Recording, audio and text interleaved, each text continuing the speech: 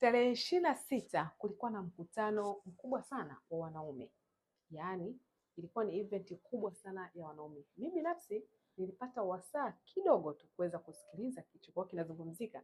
Nilibaini kuwa wanaume waliohudhuria event hii walinufaika sana kwenye suala la afya ya akili, kwa sababu kulikuwa na wataalamu wabobezi waliokuwa wanazungumzia mambo ya afya ya akili, ambapo sasa hivi inaonekana kama ni janga kubwa sana, hasa wanaume wanakumbwa sana hii janga. Lakini pia walinufaika kuweza kufundishwa mbinu na namna sahihi ya kuweza kutengeneza kipato chao, na maanisha swala zima la uchumi, na vile vile walifundishwa kuhusiana na mahusiano wao binafsi na wenza wao, mahusiano yao ya kiroho na Mungu wao, na vile vile walipata wasaa wa kuweza kufahamiana wao kwa wao kama wanaume.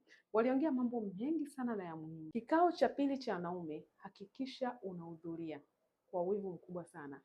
Chukua namba yangu, ni cheki WhatsApp, nipigie, nitaweza kusave namba yako na atakupa pia mwongozo wa nini kifanyike ili kuweza kuhudhuria kwenye kikao cha pili. 2026 yasiweze kukuacha mpaka tuweze kufanikiwa wote.